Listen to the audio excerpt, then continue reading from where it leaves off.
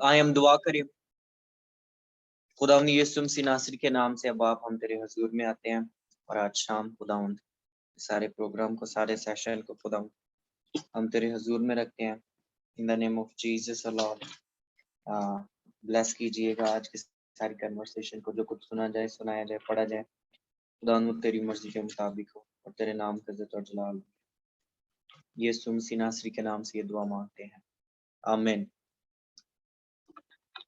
तो church and students, आपको याद होगा कि हमने लास्ट क्लास में क्या पढ़ा था, तो उनको हम थोड़ा सा रिवाइज कर लेते हैं। अगर आप सब लोग मिलकर निकालते हैं मेरे साथ। तो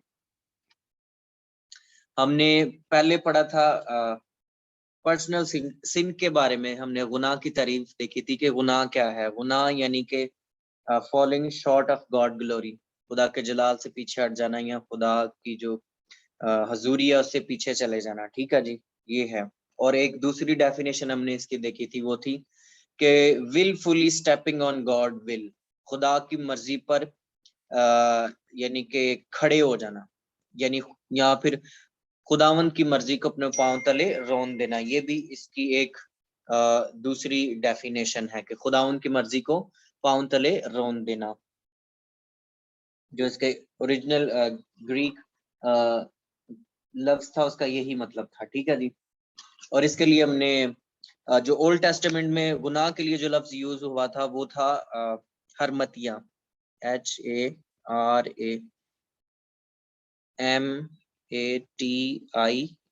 ठीक है जी। गुनाह के लिए जो लफ्ज इस्तेमाल हुआ है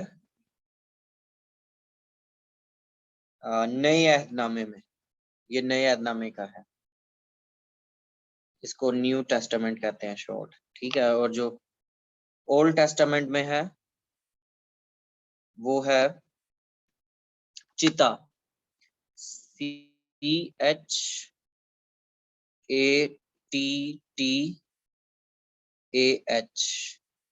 ठीक है।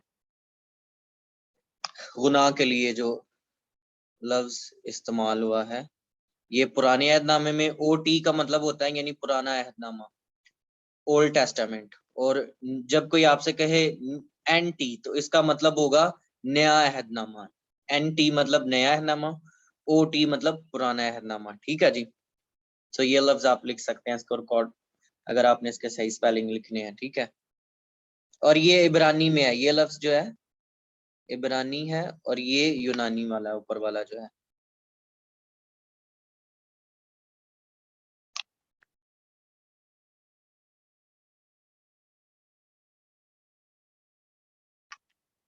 और फिर हमने उसकी 4 डेफिनेशन पढ़ी थी। ठीक है जी।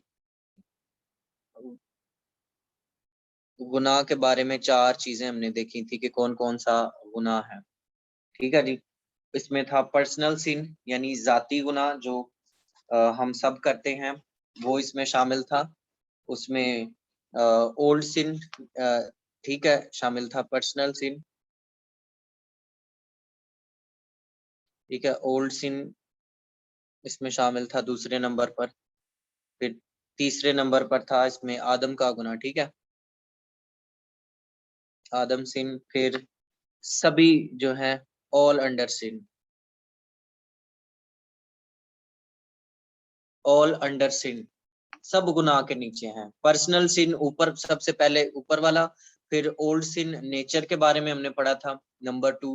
फिर आदम के गुनाह के बारे में हमने पढ़ा था, नंबर 3। ठीक है, कि आदम के गुनाह जो थे वो हमें ट्रांसफर करे।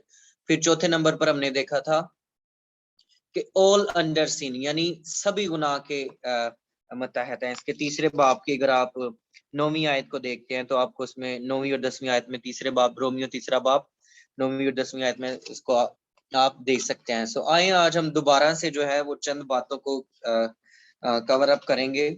और आज हम जो चीजें देखेंगे वो होंगी जजमेंट के ताल्लुक से, यानी अदालत के ताल्लुक से। और दूसरे बाब को हम शुरू करेंगे। दूसरे बाब की पहली आयत से लेकर 16वीं आयत में आपको 9 किस्म की अदालतों का जिक्र मिलता है। ठीक है जी। कितनी किस्म का?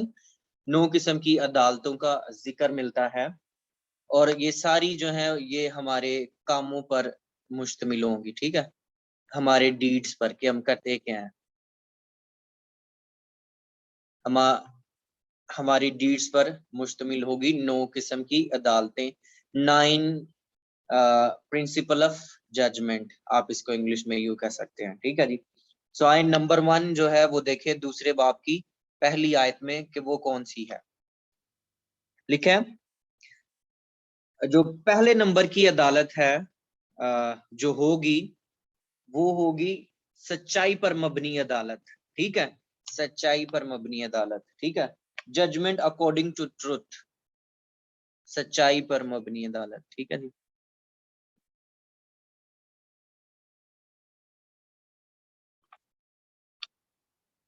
सच्चाई पर मबनी अदालत, आइए पढ़ते हैं। बस इल्जाम लगाने वाले तू कोई क्यों ना हो, तेरे पास कोई उज़र नहीं कि क्योंकि जिस बात का तू दूसरे पर इल्जाम लगाता है उसी का तो अपने आप को मुजरिम ठहराता है, इसलिए कि तू जो इल्जाम लगाता है खुद वही काम करता है, और हम जानते हैं कि ऐसे काम करने वालों की अदालत खुदा की तरफ से हक के मुताबिक होती है।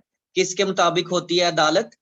हक के मुताबिक, हक यानी सच्चाई के मुताबिक, तो आप इसकी जगह पर हक भी लगा सकते हैं, हक के मुताबिक, ठीक है, यानी सच्चाई के मुताबिक अदालत करता है कौन? जिंदा खुदा। अब आगे चलते हैं। हक और सच की अदालत जो है, सच्चाई का तराजू यीशु के हाथ में होगा, इस तरह से कोई गीत या मेरे ख्याल से कोई ज़बूर हम गाते हैं, राइट? अमजद भाई को पता होगा ये कौन सा गीत है, ये कोई ज़बूर है। नंबर 2 जो है वो है खुद साख्ता रास्तबाज की अदालत। अच्छा, एक मजेदार की बात यह है कि रोमियो का पहला बाब, दूसरा बाब और तीसरा बाब जो है ये मुसलसल गुनाह के बारे में आपको बताता है। गुनाह के बारे में बहुत डॉक्ट्रिन इन पहले 3 चैप्टर्स में आपको मिल जाती हैं, और अगर आप आ, और थोड़ा सा मुतालिया करें तो कुछ कुछ बातें आपको 7वें चैप्टर तक मिलती हैं। सो पहले 7 चैप्टर जो हैं ये अक्सर ज्यादातर जो हैं ये गुनाह के ऊपर डीलिंग करते हैं, ठीक है, लेकिन जो पहले 3 है ये तो टोटली ही गुनाह को डील करते हैं, ठीक है। और आज हम जबकि गुनाह के बारे में हम देख रहे हैं तो हमने देखा कि गुनाह की जो है वो अदालत होती है, और पहले दूसरे बाब की पहली आयत पर हमने देखा है कि सच्चाई के मुताबिक खुदावंद जो है अदालत करेगा। हम जो दूसरे लोगों पर इल्जाम लगाते हैं खुद वही हम काम करते हैं। इसका रेफरेंस आप इमाल 16वें बाब में आपको मिलेगा, आपने इसको घर जाकर जरूर पढ़ना है। ये बात जो है इसके साथ लिंक अप करेगा, ये रेफरेंस जो है इमाल 16वें बाब में। और उसके बाद अगर आप गलीतियों पहला बाब और दूसरा बाब पढ़ते हैं, ये साइड नोट्स आप लिख लें, ठीक है, ये अचानक से ही मेरे ज़हन में आ गया तो मैंने कहा पहला बाप और दूसरा बाप आप जब पढ़ते हैं तो ये सारी चीजें इसके साथ मेल खाती हैं। आपको पता होगा कि पतरस के दरमियान में और साउल के दरमियान में अक्सर कशमकश रहती थी, ठीक है, जो यीशु मसीह के शागिर्द थे और यूहन्ना के दरमियान, ठीक है। तो ये सारी चीजें इन इन 2 चैप्टर्स में से आपको मिल जाएंगी, ठीक है। आगे आते हैं हम खुद साख्ता रास्तबाज की अदालत, यानी पंजाबी में जो लोग अपने आप से मियां मिट्ठू बनने की कोशिश करते हैं, खुद ही कहते हैं हम बहुत अच्छे काम कर रहे हैं, हम ऐसा कर रहे हैं, हम वैसा कर रहे हैं। आए इसकी तीसरी आयत को पढ़ते हैं, दूसरे बाब की तीसरी आयत को, यानी खुद साख्ता अदालत। ऐ इंसान, तू जो ऐसे काम करने वालों पर इल्जाम लगाता है और खुद वही काम करता है, क्या ये समझता है कि तू खुदा की अदालत से बच जाएगा? खुद वही काम करता है, खुद कौन से काम करता है?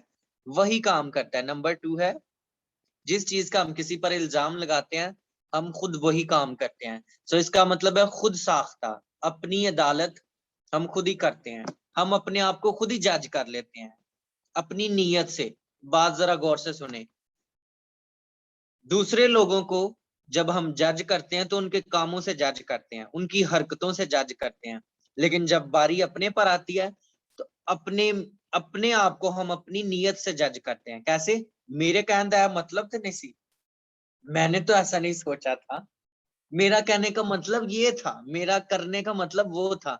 यानी कि जब दूसरे की बारी आनी है तो दूसरे को हम प्रैक्टिकली जज करते हैं, वो इन्हें मेरे ना कीता सी, इसने मुझे ऐसे कर दिया था, ठीक है। और जब अपनी बारी आती है तो हम कहते हैं नहीं नहीं, मैंने तो ऐसा सोचा था, ठीक है। अपनी बारी पर हमने सोचा था, दूसरे बारी ऐसी कहने ने कीता सी, ठीक है। सो अपने आप को जब हम जज करते हैं तो हम अपने आप को अपनी नीयत से जज करते हैं, लेकिन जब हम किसी दूसरे को जज करते हैं तो हम उसकी हरकतों से या उसके कामों से उसे जज करते हैं, ठीक है, उसे परखते हैं। सो यही बात जो है दूसरे बाब की तीसरी आयत में की गई है कि खुद साख्ता अदालत, और खुद वही काम करता है। क्या ये समझता है कि तू खुदा की अदालत से बच जाएगा? जिस काम का हम दूसरों पर ब्लेम लगाते हैं वही काम हम खुद करते हैं। दूसरों की आंख में हम तिनका निकालने की कोशिश करते हैं और अपने शतीर को हम देखते नहीं है, निग्लेक्ट कर देते हैं, यानी दूसरों में कीड़े निकालना। तो इसके लिए भी खुदावंद कहता है कि आपको अदालत में लाया जाएगा, राइट, अगर आप खुद वही काम करते हैं तो, जो दूसरे पर इल्जाम लगाते हैं, अगर आप इसमें मुलव्वस हैं तो आपको भी एक दिन अदालत में लाया जाएगा, यानी खुद साख्ता अदालत, ठीक है जी, खुद साख्ता अदालत। फिर तीसरे नंबर पर आ जाइए, बदकार आदमी की अदालत, दूसरे बाप की आपको 5वीं आयत में मिलेगी। बदकार आदमी की अदालत, बदकार आदमी की अदालत, ठीक है। पढ़ते हैं 5वीं आयत को। बल्कि तो अपनी सख्ती और गैर ताब दिल के मुताबिक उस कहर के दिन के लिए अपने वास्ते गजब कमा रहा है, जिसमें खुदा की सच्ची अदालत जाहिर होगी। खुदा का क्या कमा रहा है? गजब कमा रहा है। बदकार आदमी, ए बदकार आदमी तू क्या कर रहा है? खुदा का गजब कमा रहा है, जिसमें खुदा की सच्ची अदालत जाहिर होगी। तो ये किन लोगों की अदालत है? बदकार लोगों की अदालत।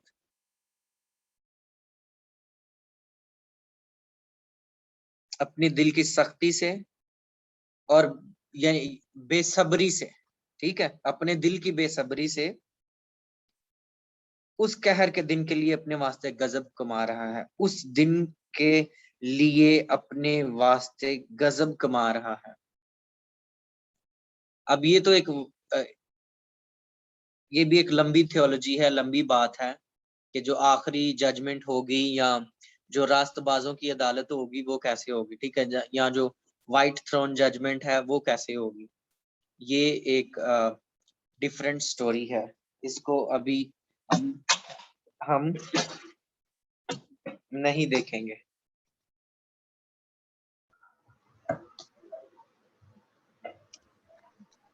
Give me a minute.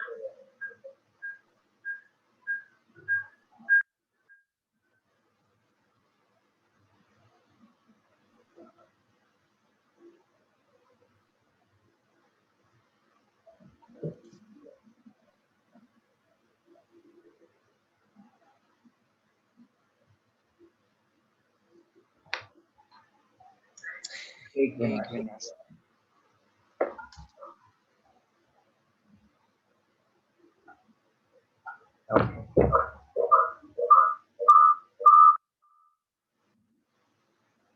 आवाज आ रही है मेरी सबको? हाथ हिलाकर बता दीजिएगा। Okay good, thank you.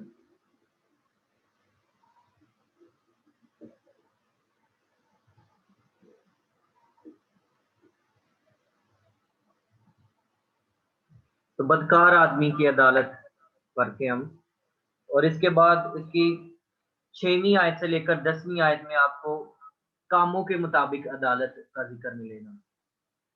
कामों के मुताबिक अदालत का जिक्र मिलेगा। चौथा पॉइंट जो है, दूसरे बाब की 6वीं आयत से लेकर 10वीं आयत में आपको कामों के मुताबिक अदालत का जिक्र मिलेगा। आइए पढ़ते हैं इसको, ठीक है। वो हर एक को उसके कामों के मुआफिक बदला देगा, यानी अजर देगा, सजा और जजा देगा। वो हर एक को उसके कामों के मुआफिक बदला देगा, जो नेकोकारी में साबित कदम रहकर जलाल और इज्जत और बका के तालिब होते हैं, उनको हमेशा की जिंदगी देगा। अभी इन वर्सेस पर हम दोबारा वापस आएंगे, ठीक है। मगर जो तफिरका अंदाज और हक के ना मानने वाले हैं, बल्कि नाराजगी के मानने वाले हैं, उन पर गजब और कहर होगा, और मुसीबत और तंगी हर एक बदकार की जान पर आएगी, ठीक है। तो ये हमारे कामों के मुताबिक जो है यहाँ पर अदालत का जिक्र किया गया है। उसमें क्या होगा, मगर जो तफिरका अंदाज हैं और हक के नाम मानने वाले हैं, यानी जो लड़ाइयाँ झगड़े करवाने में माहिर हैं, ठीक है। जैसे शैतान ने आसमान पर खलल पैदा किया और नीचे गिर गया, और हक को मानने से इनकार कर दिया, और इस पर खुदा का गजब हुआ। गजब और कहर, गजब यानी अमल कर देना कोई, ठीक है। कहर यानी सिर्फ गुस्सा, अभी अमल नहीं हुआ कोई। और मुसीबत और तंगी, ये उन, मैं ये समझता हूँ कि ये उस बारे में है कि जब आखिरी दौर होगा और 7 साल ट्रिबुलेशन का वक्त होगा, ये उसके बारे में थोड़ी सी एक झलकी दिखाई गई है। मुसीबत और तंगी हर एक बदकार की जान पर आएगी, पहले यहूदी की फिर यूनानी। यहूदी की क्यों पहले, वाई ज्यूज ओनली, यहूदी की क्यों पहले, यहूदी क्यों है? अच्छा, आपने अगर गौर किया होगा तो यहाँ पर पहले भी एक ऐसा जुमला आया, पहले यहूदी और फिर यूनानी, पहले यहूदी और फिर यूनानी। आपने इसको चेक करना है, ठीक है। ये पहले बाब में भी मैंने पढ़ा ये जुमला कहीं पर कि पहले यहूदी और फिर यूनानी। वाई? क्योंकि पहले शरफ ही इनको दिया गया था कि ये समझ ले सब कुछ, इल्म इनको दिया गया था, राइट। यहूदियों को जिम्मेदारी इन्हें दी गई थी, शरीयत इन्हें दी गई थी, अकल, समझ, फहम इनको दिया गया था, इनको उस्ताद ठहराया गया था, इनको लीडर बनाया गया था। तो साहब फिर किससे लेना था? लीडर से, राइट। अगर मैं एक रिस्पॉन्सिबिलिटी देता हूं पहले शान को, उसके बाद मैं देता हूं रिस्पॉन्सिबिलिटी अलीशा को, ठीक है। तो पहले नंबर पर मैं किससे पूछूंगा? ऑफकोर्स शान से पूछूंगा, क्योंकि मैंने उसको हेड ठहराया था, राइट, सुपरवाइजर ठहराया था कि भाई आप इंचार्ज हो, और अलीशा जो है ये फोरमैन टाइप है, ठीक है, आप इनके मैनेजर हो। तो मैनेजर से सबसे पहले बात की जाएगी, किसके साथ बात की जाएगी?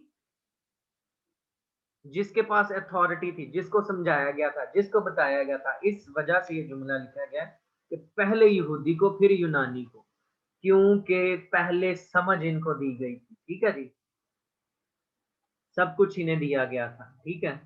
और इसी वजह से पहले पूछा भी किनको जाएगा? यहूदियों को, फिर यूनानियों को, और फिर जो बाकी दूसरे लोग हैं उनको उनको पूछा जाएगा, ठीक है।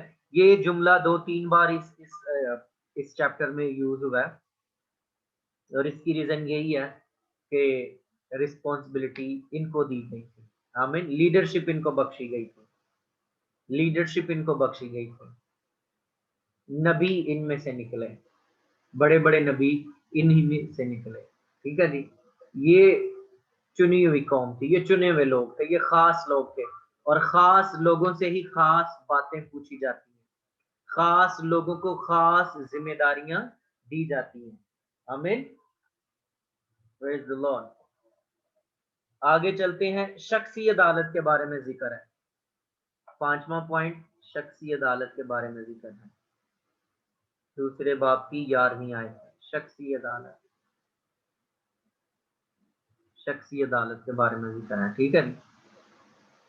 इसलिए कि जिन्होंने बगैर शरीयत पाए गुनाह किया, वो बगैर शरीयत के हलाक भी होंगे, और जिन्होंने शरीयत के मतहत होकर गुनाह किया, उनकी सजा शरीयत के मुआफिक होगी। दोबारा जरा गौर से पढ़िए, फिर आपको समझ आएगी। इसलिए कि जिन्होंने बगैर शरीयत पाए गुनाह किया, जिन्होंने, ठीक है, वो बगैर शरीयत के हलाक भी होंगे, और जिन्होंने शरीयत के मतहत होकर गुनाह किया, उनकी सजा शरीयत के मुआफिक होगी। यानी यहाँ पर शख्सी फर्दन फर्दन पूछा जाएगा, जिस किसी ने जो कुछ किया होगा, जो शरीयत को मानते थे। आपको पता है पलूस रसूल ने एक दावा किया था, पिछले दिनों में हमने पढ़ा था, पलूस रसूल ने एक दावा किया था कि मैं शरीयत के एतबार से रास्तबाज हूँ। कितना बड़ा दावा है ये, मैं शरीयत के एतबार से रास्तबाज हूँ। लोग ये कहते हैं कि शरीयत को कोई मानता नहीं है, कोई पूरा नहीं कर सकता, लेकिन पलूस ने ये दावा किया कि मैं शरीयत के एतबार से रास्तबाज था। इसका क्या मतलब है? यानी कि वो फुल्ली तौर पर शरीयत को मानता था, राइट, फुल्ली तौर पर उस पर कायम रहता था। तो यहाँ पर जो जिक्र है वो शख्सी अदालत का जिक्र किया गया है। आगे फिर गुनाह की अदालत का जिक्र है, 6वां पॉइंट है दूसरे बाब की 12वीं आयत में, गुनाह की अदालत।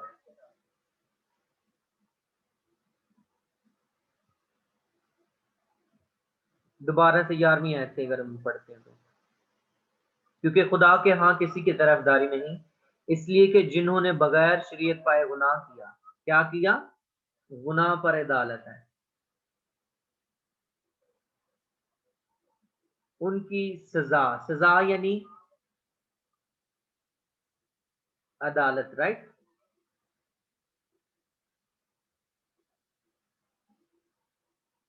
बारहवीं आयत, बगैर शरीयत पाए गुनाह किया वो बगैर शरीयत के हलाक भी होंगे, और जिन्होंने शरीयत के मतहत होकर गुनाह किया उनकी सजा शरीयत के मुआफिक होगी।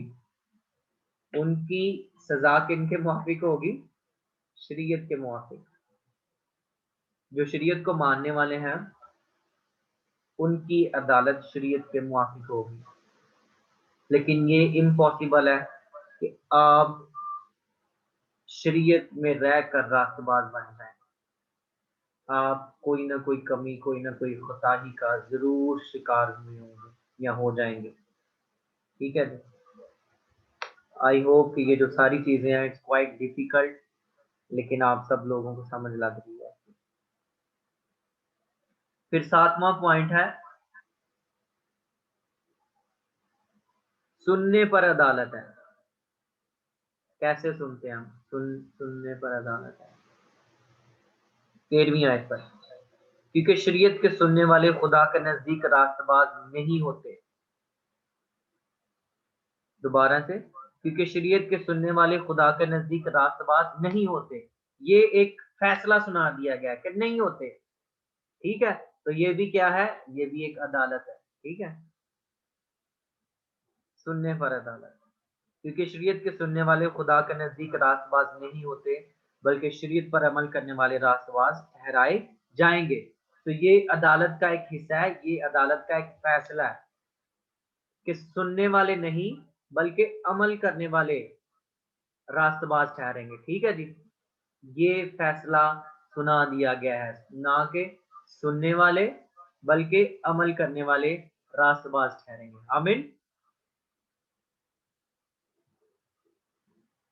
आखिरी पॉइंट को हम देखेंगे, 16वीं आयत पर आ जाइए, दूसरे की 16वीं। पोशीदा बातों की अदालत का जिक्र हो गया यहाँ पर।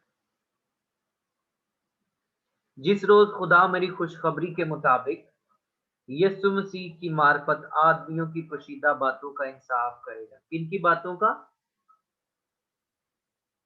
पोशीदा बातों का इंसाफ। जो काम हम छुप छुप के करते हैं, ठीक है, सीक्रेट सिन।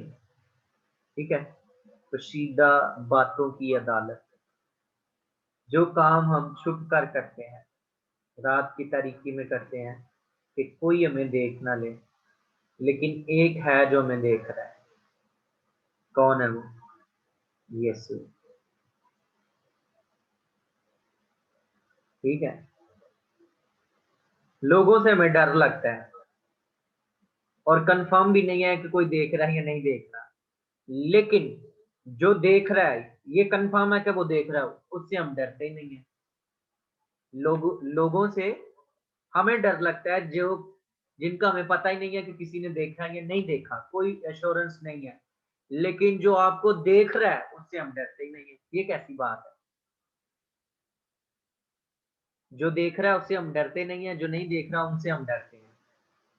ठीक है, जो देख रहा है वो कौन है? यीशु, खुदा बाप, यहोवा, एडोनाई, एलोहीम हमें देख रहा है। ठीक है, कहां से? आसमान से वो हमें देख रहा है, राइट। उसकी आंखें जमीन की सैर करती हैं, जमीन, समुद्रों की, पाताल की गहराई तक जाती हैं और देखती हैं उसकी आंखें। लेकिन इंसान तो सिर्फ हमें जाहिरी तौर पर देखता है ना, बाहर से, ठीक है। जो कुछ हमारे अंदर है, हो सकता है वो कभी कभी आइडिया लगा के कुछ जज कुछ कर ले, तो वो बड़ी बात है। या जो कुछ हम बोलते हैं हमारे चलने से वो हमें जज कर लेगा।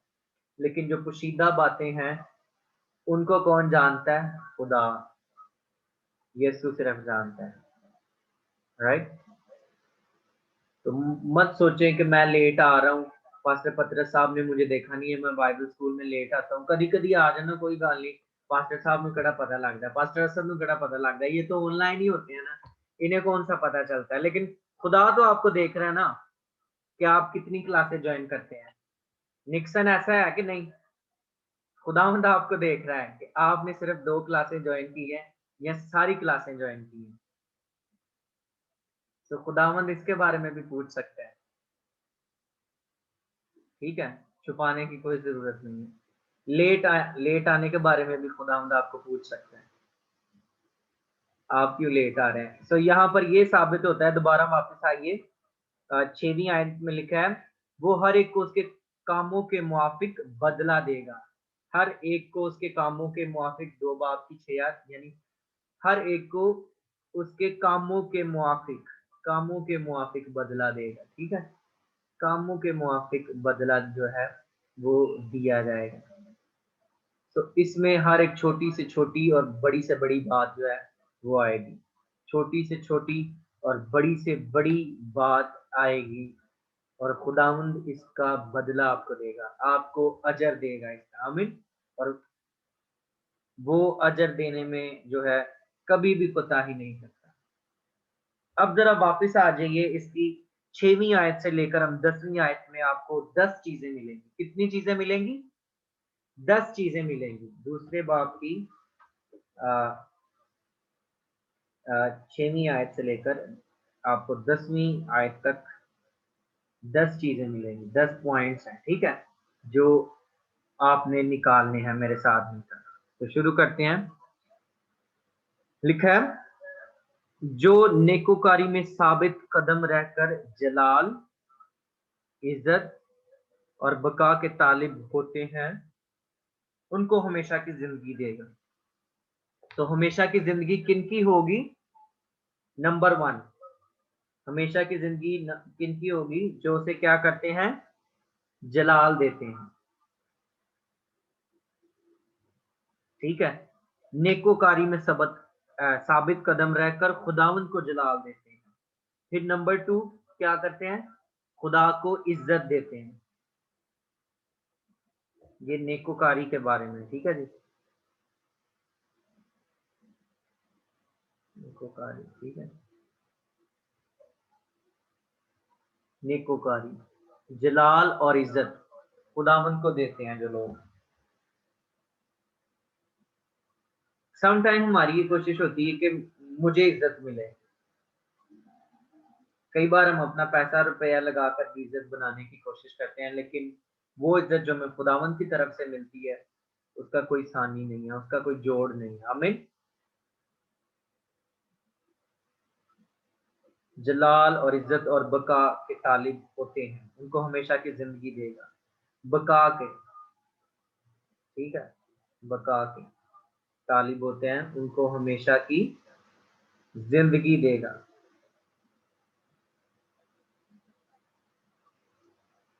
हमेशा की जिंदगी, हमेशा की जिंदगी।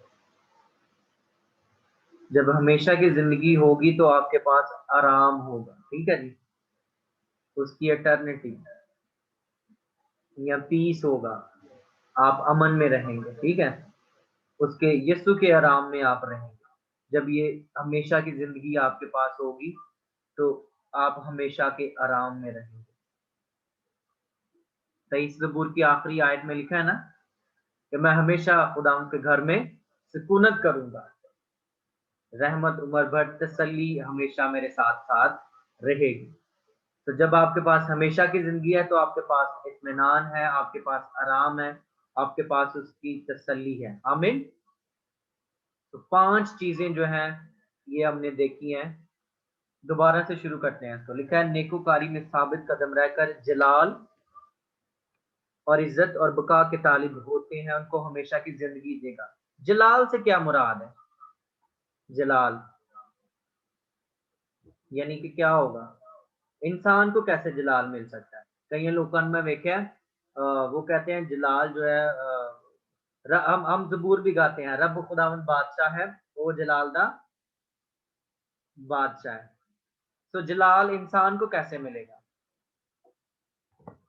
जब वो आसमान पर से हमें लेने के लिए आएगा तो वो हमें भी अपने जैसा बना देगा।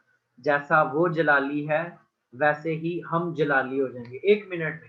1 मिनट में हमारा जिस्म जो है वो बदल जाएगा और हम हवा में उड़कर उसका इस्तकबाल करेंगे। ये है कि जैसा वो जलाली है वो वैसा ही हमें वो जलाली बना देगा। राइट। नेकोकारी में साबित कदम रहकर जलाल और इज्जत और बका के तालिब होते हैं, उनको हमेशा की जिंदगी देगा। तो क्या आप खुदावंद को जलाल देते हैं? अगर आप खुदावंद को जलाल देते हैं तो एक दिन ऐसा आने वाला है कि वो आपको जलाली बदन दे देगा। आप उसे जलाल दें, आप उसकी तज़ीम करें, उसकी तमजीद करें, उसको ऑनर करें। इसके बदले में आपको क्या मिलेगा? जब वो आसमानों पर आएगा तो हम हवा में उड़कर उसका इस्तेमाल करेंगे, तो हमारा जो बदन है वो भी जलाली बन जाएगा। ठीक है। लिखा है मुकाशवा की किताब में कि खुदा उनको रोशन करेगा और वो सूरज और चिराग की रोशनी के मुताज ना होंगे। ठीक है। हम रूबरू यीशु को देखेंगे, उसके जलाल को देखेंगे। ठीक है। So we will be like him, जैसा वो होगा वैसे ही हम होंगे। आमीन। जलाल, इज्जत, तारीफ खुदा के बरे की तारीफ खुदा के बरे की हम गीत गाते हैं। इज्जत और जलाल, कुदरत और कमाल, सारी चीजें ये किसकी हैं? सारी चीजें ये बर्रे की हैं। किसकी हैं जी? बर्रे की। ठीक है। तारीफ खुदा के बर्रे की। तो देखिए आप किसको इज्जत दे रहे हैं। क्या आपके उठने बैठने से, चलने फिरने से खुदाउन के नाम को इज्जत और जलाल मिल रहा है? क्या आपके तलीम हासिल करने से खुदाउन के नाम को इज्जत और जलाल मिल रहा है? आपके बाइबल स्कूल में आने से खुदाउन के नाम को इज्जत और जलाल मिल रहा है? बका यानी वो हमें कभी जो हम ना मिटने वाले हैं वो बना देगा। ठीक है। और हम ट्रिबुलेशन में ही नहीं पड़े रहेंगे। जो 7 साल का दौर है उसमें ही हलाक नहीं होंगे, बल्कि वो खुद अबदी है। तो उसने हमें भी अबदी बना दिया है। वो खुद अबदी है, उसने हमें भी अबदी बना दिया है। वो खुद जलाल है और हमें भी जलाल देगा, जलाली बदन देगा। ठीक है। वो खुद इज्जत का मालिक है। ठीक है। वो खुद बुजुर्ग है और हमें भी बुजुर्गी देगा। हम उसके साथ बैठेंगे, उसके रूबरू होंगे। सेम चीजें हैं। राइट। जो करेंगे, लिखा है वो हर एक को उसके कामों के मुआफिक बदला देगा। क्या देगा? बदला देगा। 6वीं आयत, वो हर एक को उसके कामों के मुआफिक बदला देगा। आमीन। इज्जत के बदले इज्जत, जलाल के बदले जलाल, बका के बदले बका, हमेशा की जिंदगी के बदले हमेशा की जिंदगी मिलेगी। आमीन। अगर आपने अपनी हमेशा जिंदगी में सच बोला है तो आपकी हमेशा की जिंदगी है। ठीक है। आपने हमेशा से खुदा उनके नाम की तमजीद किया तो हमेशा की जिंदगी आपकी है। तो आराम आपका है। आमीन। तेईस जबूर आप इसको कोड कर सकते हैं। ठीक है। अब उसकी आखिरी वर्ष, अब जो इसके ऑपोजिट है, ठीक है, इसके मुतरादिफ है। ठीक है। ये तो 5 पॉइंट वो हैं जो नेकोकारी से ताल्लुक रखते हैं, जो रास्तबाजों का शिव है। ठीक है। जो रास्तबाजों के लिए है वो ये है,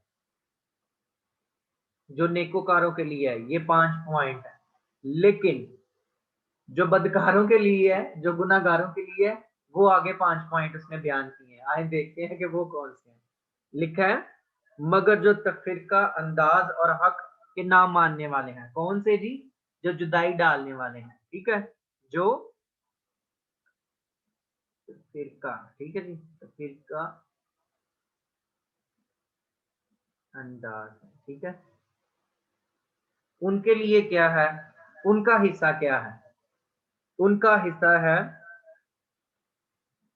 या इसको आप ऑपोजिट इसका कर सकते हैं, नाराजगी, ठीक है, जो नाराजगी के मानने वाले हैं, यहाँ पर लिखा हुआ है 8वीं आयत पर, देखिए 8वीं आयत पर लिखा है, और हक के ना मानने वाले हैं बल्कि नाराजगी के मानने वाले हैं, उन पर गजब होगा। नंबर 1 क्या होगा, उन पर गजब। सदोम और अमूरा का गजब किस किस को याद है? खुदावन ने जलाकर भस्म कर दिया सब कुछ, इसको कहते हैं गजब। आमीन। इसको क्या कहते हैं, गजब। खुदावन ने सब कुछ खत्म कर दिया। नूह का आप तूफान देख लें, इसको कहते हैं गजब, खुदावन ने सब कुछ खत्म कर दिया। आमीन। आदम को बाहर निकाल दिया गया, इसको कहते हैं गजब। आमीन। गजब नंबर 1 है, गजब। और कहर यानी गुस्सा, ठीक है जी, ठीक है। खुदावंद यीशु मसीह को भी गुस्सा आया, किस जगह पर, हैकल में उनको गुस्सा आया कि नहीं? कई बार ਅਸੀਂ ਕਹਿੰਦੇ ਹਾਂ ਇਹਨੂੰ ਵੇਖ ਕੇ ਤਾਂ ਮੈਨੂੰ ਕਹਿਰ ਜਿਹਾ ਹੀ ਆ ਜਾਂਦਾ ਹੈ, ਮੈਨੂੰ बड़ा कहर चढ़ता ਪਿਆ तेरे पे, कहते हैं ना, ये जुमला यूज करते हैं हम, यानी गुस्सा आ रहा है मुझे आप पर भाई। तो यीशु मसीह को भी गुस्सा आया हैकल में, और उसने वो बनाकर रस्सियों का पोटला सा, ठीक है, और कबूतर फरोशों के जो सारे तख्ते थे, कुछ जो भी लेन देन वो कर रहा था, वो सब कुछ नरम भरम कर दिया। ऐसा है कि नहीं, राइट? गजब। तो देखें कहीं आप खुदावन के गजब को और उसके कहर को और उसके गुस्से को तो नहीं कमा रहे अपने लिए, या फिर इसका ऑपोजिट क्या है, इसका ऑपोजिट क्या है, ठीक है, जलाल और इज्जत, ठीक है, बका हमेशा की जिंदगी और आराम, ठीक है। नंबर 3 मुसीबत, ठीक है जी, मुसीबत और तंगी, मुसीबत और तंगी आएगी जी, ठीक है, मुसीबत, और फिर है जी तंगी। ये उन 7 साल दौर के बारे में है, जो 3.5 साल के ऊपर होगा, ठीक है।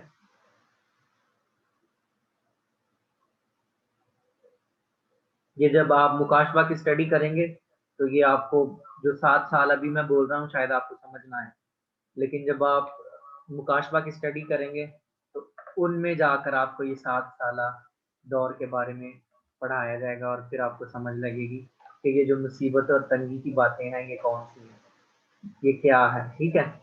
और उसमें जो इन्हीं 7 सालों के दरमियान मोरे और नरसिंगे जो हैं और प्याले जो हैं, इन इन 7 सालों के अरसे में होगा सब कुछ, ठीक है। जो नरसिंगे हैं, मोरे हैं, 7 प्याले हैं, वो इन 7 सालों के अंदर होगा, पहले 3.5 साल में और उसके बाद आखिरी 3.5 साल में, टोटल 7 साल में। तो मुझे ऐसा लगता है कि ये उस चीज की निशानदही की जा रही है, मुसीबत और तंगी हर एक बदकार की जान पर आएगी, ठीक है जी, तंगी भी साथ में, ठीक है। रो रो आखोगे पहाड़ों डिगो साढ़े ते फिर भी नहीं मौता आनिया, फिर भी नहीं मौता आनिया, ठीक है। मुसीबत और तंगी, ठीक है जी, बदकार की जान पर आएगी, पहले यहूदी की फिर यूनानी, मगर जलाल और इज्जत और सलामती हर एक नेकोकार को मिलेगी, पहले यहूदी को फिर यूनानी को, क्योंकि खुदा के यहाँ किसी की तरफदारी नहीं, ठीक है। खुदा के यहाँ किसी की तरफदारी नहीं, हर एक बदकार की जान पर आएगी, बदकार की जान पर आएगी, जान पर आएगी, ठीक है। तो ये 10 पॉइंट जो है वो पूरे हो गए, गजब, कहर, मुसीबत और तंगी, बदकार की जान पर आएगी। तो देखें कि आप किस जगह पर खड़े हैं, मैं और आप किस गिनती में शुमार होते हैं।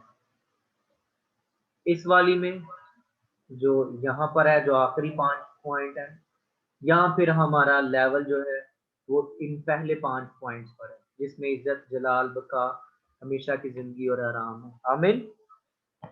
आपके लिए मैं एक असाइनमेंट दे रहा हूँ, आप लिखिए, आपने इसमें से ढूंढ कर लाना है। 17वीं आयत से लेकर 29वीं आयत में कुछ ऑपोजिट्स हैं, यहूदियों के कुछ काम हैं, ठीक है। तो ये आपने घर से करके लाने हैं, यहूदियों के कुछ काम हैं, वो आपने करके लाने हैं। यानी चंद चीजें हैं जो उनके फख्र की हैं, चंद चीजें हैं जो ऐसी हैं जो उनके ऑपोजिट जाती हैं। जैसा कि